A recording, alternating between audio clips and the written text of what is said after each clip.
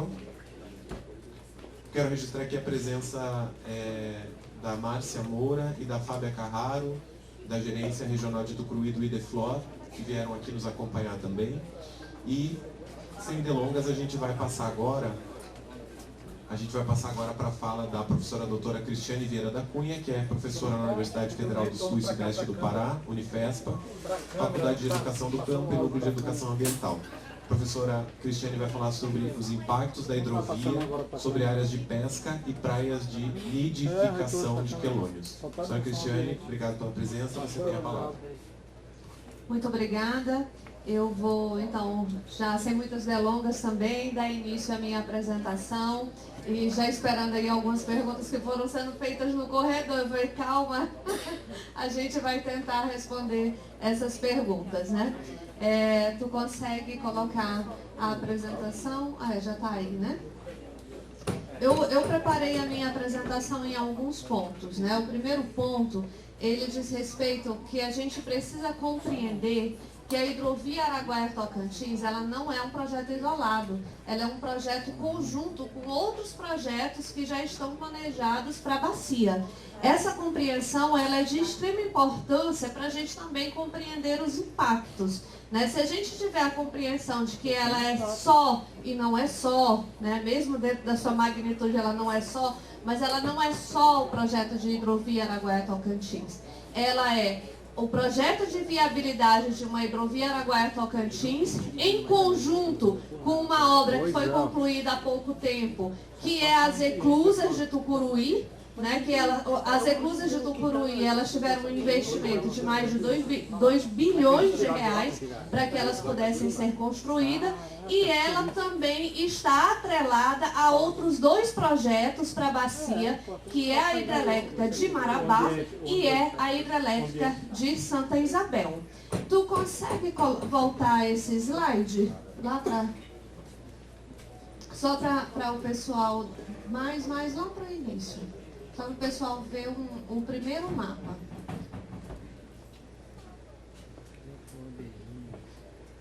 Vai. Bem aí. Isso. Esse, é.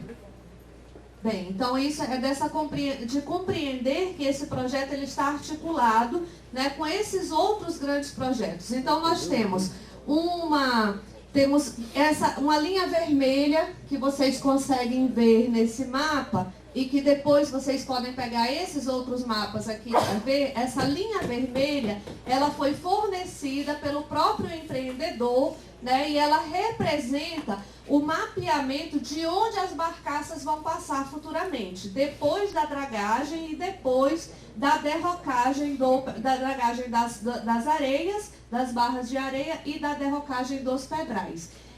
Além desse projeto, nós temos em planejamento uma hidrelétrica que fica em Marabá. Essa hidrelétrica, ela prevê, né, a inundação de uma parte da TI Mãe Maria. O que é a TI Mãe Maria? Né? A TI Mãe Maria, ela já foi impactada pela hidrelétrica de Tucuruí, ou seja, os indígenas que hoje vivem na TI Mãe Maria, eles foram realocados onde é essa TI hoje, porque eles tiveram que sair. O seu território hoje está inundado. E eles novamente, então, têm a ameaça de uma parte dessa TI ser inundada com a hidrelétrica de Marabá, se a hidrelétrica de Marabá sair. Além disso, essa hidrelétrica, ela prevê a inundação do Pedral de São João, que está muito interligado com o que o professor Acama falou aqui. Lembra que ele mostrou a foto de uma espécie de peixe que em toda a região que ele já coletou só ocorre no Pedral de São João. Ele nunca encontrou em nenhum outro lugar a não ser no Pedral de São João.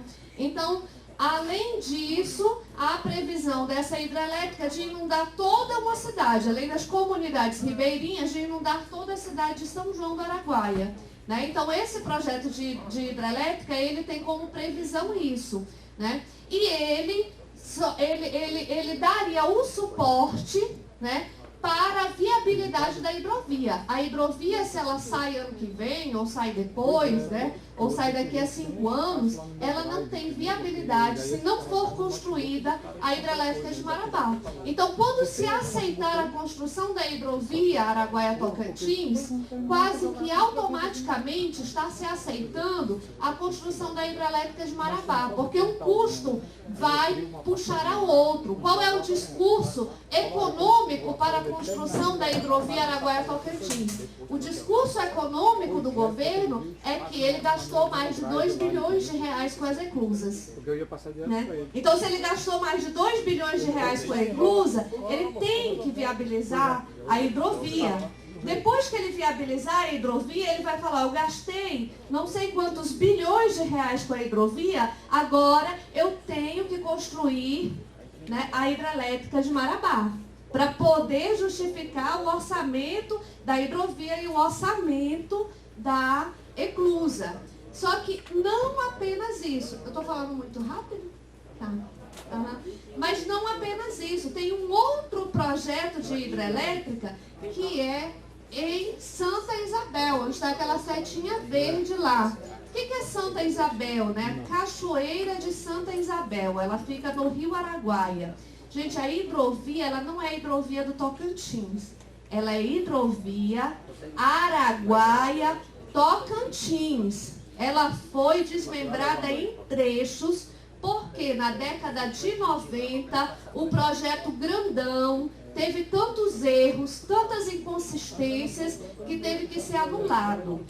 Em 2003, esse projeto ele foi totalmente anulado e, como estratégia governamental e econômica, dividiu-se a obra em trechos. Então, até nos documentos que a gente lê sobre a hidrovia, fala assim, hidrovia Araguaia-Tocantins, trecho do Tocantins, o trecho 1 do Tocantins, que é esse que estamos em discussão aqui, que vai de Marabá até Barcarena. Mas isso não significa que é só esse trecho, né? Posteriormente vão ter os outros trechos do Araguaia e outros trechos também no Rio Tocantins. Inclusive a construção de novas eclusas, das hidrelétricas que ainda não existem eclusas. Né, hidrelétricas de Estreito, hidrelétrica de Canabrava, eu nem lembro todas de cor, mas nós temos 6 hidrelétricas acima de Tucuruí.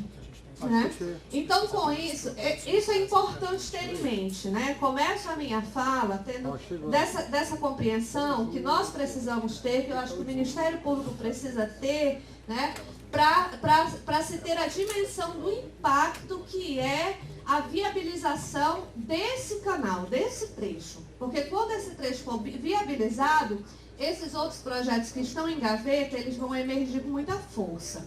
Né? E, por exemplo, lá em Santa Isabel, tem-se a previsão de alagamento de diversas comunidades ribeirinhas tradicionais, de pescadores e pescadoras que vivem ali, e também a inundação do maior sítio de gravuras rupestres a céu aberto da América Latina. Ou seja, um sítio arqueológico que guarda, que registra a história dos nossos antepassados. Né? E ele só é o maior sítio arqueológico a céu aberto da América Latina.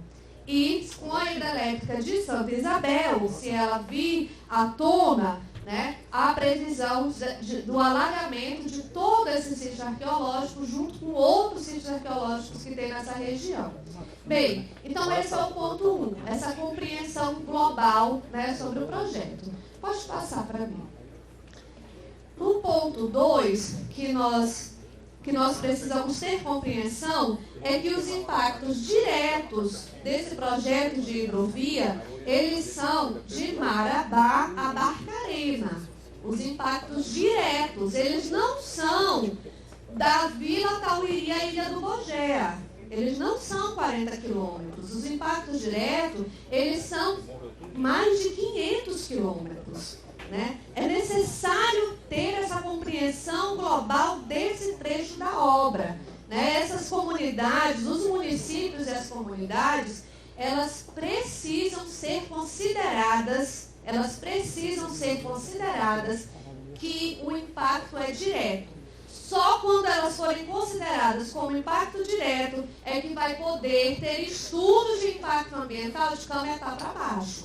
Até hoje não se tem estudo estudo ambiental de Cametá para baixo. Os estudos, mesmo que ruins, se foram ruins, totalmente péssimos, que teria que se fazer tudo de novo, né? Eles foram feitos de Marabá a Baião, né? Mas especificamente da Vila Tauiri à Ilha do Bogé, a 40 quilômetros. Aí fizeram uma pincelada entre Marabá e Baião, mas não é, gente. A obra é de Marabá a Barcarena, né? E todo esse trecho, ele é um trecho de impacto direto. Pode passar?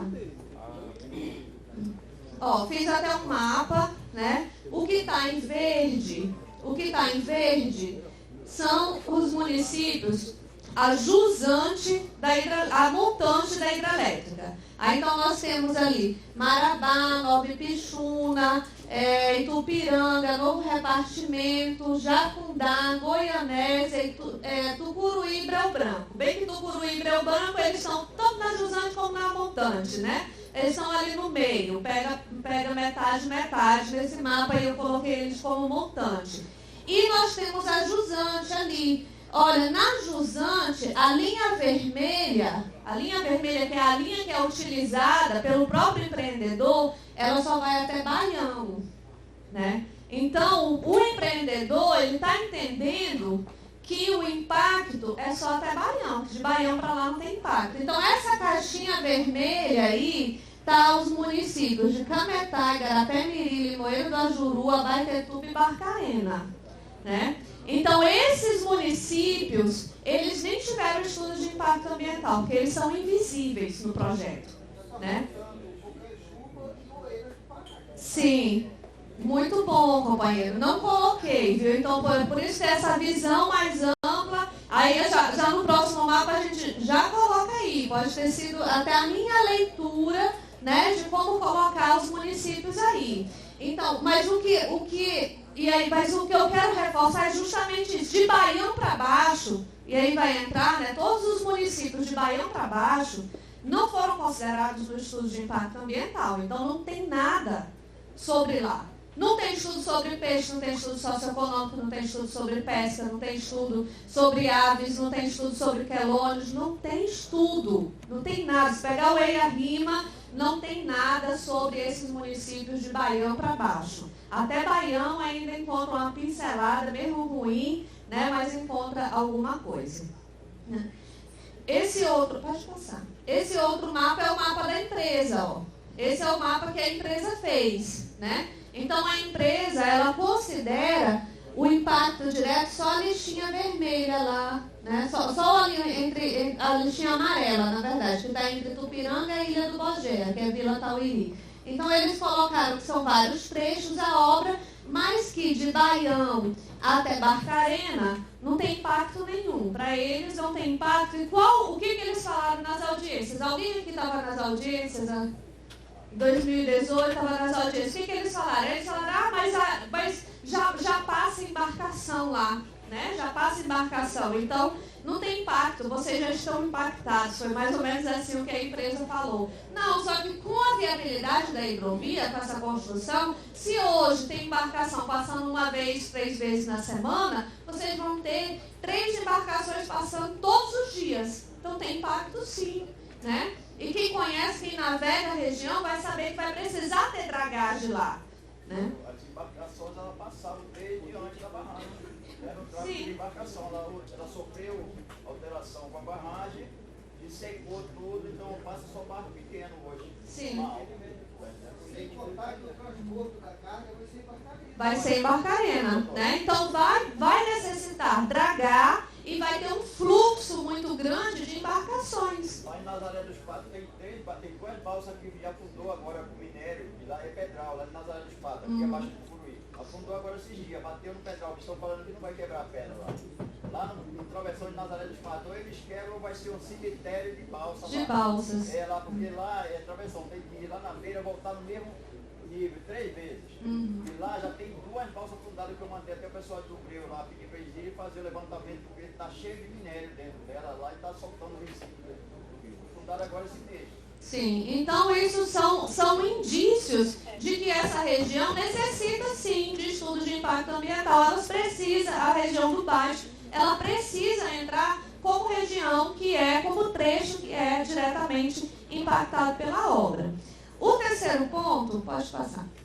O terceiro ponto que eu quero abordar é que é preciso ter a compreensão que as comunidades ribeirinhas tradicionais, né, no entorno do Pedral do Lourenção, são muito mais do que aquelas apresentadas no estudo de impacto ambiental realizado pela empresa. Então vamos lá, eu estou afunilando do global, da necessidade do Baixo, e agora a minha fala ela vai ser mais específica da região do Pedral. Por quê? Porque é a região onde atualmente eu estou desenvolvendo pesquisa. Né? Aí fala assim, professora, a senhora pode ir para o Baixo? As nossas pernas, elas são poucas. Então, a gente precisa continuar lutando por uma universidade melhor, abrir vagas, né, para outros professores, formar mais alunos, qualificar mais alunos, para que a gente possa ter mais profissionais para a gente dar conta de todo o território, né, professores? Por enquanto, né, o território que eu consigo realizar pesquisa é o território do entorno do Pedral do Lourenção.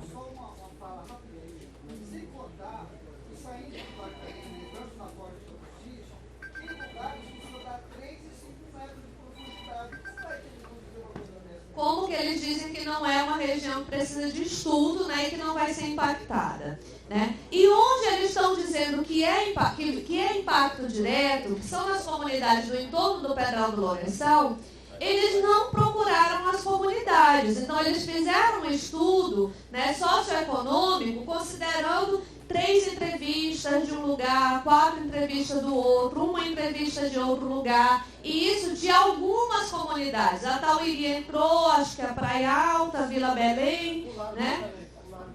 Pularam Vila Belém, né? Então não teve Vila Belém. Enfim, foram pouquíssimas as comunidades que eles chegaram a realizar algum tipo de entrevista na época que estavam fazendo EIA, né? Mas nós temos nessa região, hoje, em coletivo organizado, né, 23 comunidades, em coletivo organizado.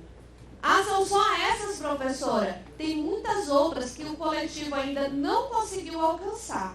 Né? Então, é necessário a empresa, quando refazer esse estudo, e uma das questões que está lá para a licença prévia, que foi feito um monte, foram várias condicionantes para ter a licença prévia, uma das condicionantes foi, tem que realizar um estudo socioeconômico das comunidades. Então, tem que realizar nessas 23 e mais nas outras que a gente ainda não conseguiu, né, que a comunidade, a Associação das Comunidades Ribeirinhas Extrativistas da Vila Tauíri, que é a Acrevita, qual o movimento que está sendo feito a partir da Acrevita, não por ela, a partir dela, é tentar aglutinar essas comunidades no sentido de formar coletivos e movimento. Então, até o momento, são 23 comunidades nesse movimento e existem outras ainda que precisam ser alcançadas. Pode passar?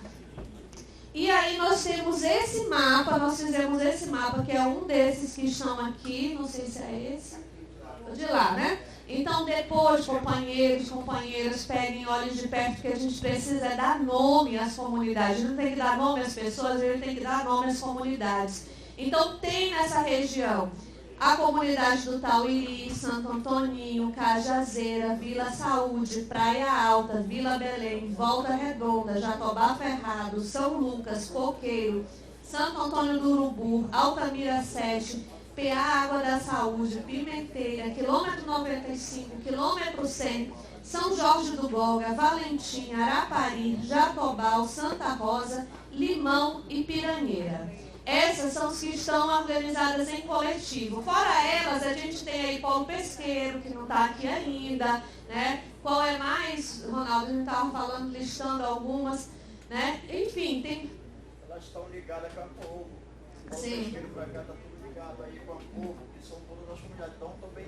Sim, certo. Então não estão ligados, podem não estar... Barcarena não estão ligados aqui. Nós conseguimos juntar todas as entidades de Marabá, Barcarena. Sim. E lutar no mesmo objetivo. Sim, exatamente. Então, o que eu quero dizer? A gente precisa, né? Isso é um trabalho, gente. Esse trabalho, só um minuto, vamos aqui. Esse trabalho, ele não é só um trabalho de pesquisa da academia. Por que a gente consegue fazer esse mapa? E esse mapa é participativo. Esse mapa não fui eu que fui lá. Se eles perguntassem, professora Cristiane, a senhora conhece todas essas comunidades? Ainda não. Ainda não. Por exemplo, eu não conheço ainda o Altamira 7, né? Eu não conheço o Arapari, eu não conheço algumas dessas comunidades aqui. Só que esse trabalho é feito de forma coletiva, de forma participativa. Então, nós precisamos, sempre quando eu falava do monitoramento da pesca, que aí eu vou apresentar os resultados do monitoramento, é o quê? Gente, cada um que está aqui pode ser pesquisador da sua própria comunidade, né? E a gente precisa dar nome às comunidades, a gente precisa dar nome às pessoas. E o pesquisador, o professor pesquisador, não vai conseguir fazer isso sozinho, é você que está lá. A gente pode conseguir ajudar de colocar isso aqui no sistema, de colocar isso aqui para fazer um mapa bonitinho. Mas quem é que está pisando lá no chão é que sabe as necessidades da comunidade, né? Então, vocês podem fazer, o Baixo pode fazer um mapa como esse? Pode. Né? A gente trabalha junto, trabalha de forma coletiva e o mapa vai ser da comunidade. O mapa não é da professora Cristiane, né? Então, esses pontos aqui, eles foram coletados, boa parte por mim, boa parte pelo Ronaldo, boa parte cadê a Tiffany está aqui, né? Boa parte pela Tiffany. Alguns desses locais foi um comunitário que passou a localização. Professora, toma a localização da minha comunidade, coloca aí que eu quero que ela esteja no mapa, né? Então a gente vai construindo, porque quando a empresa vir, a empresa vai falar que tem 2 comunidades, a gente vai falar, não, tem 23.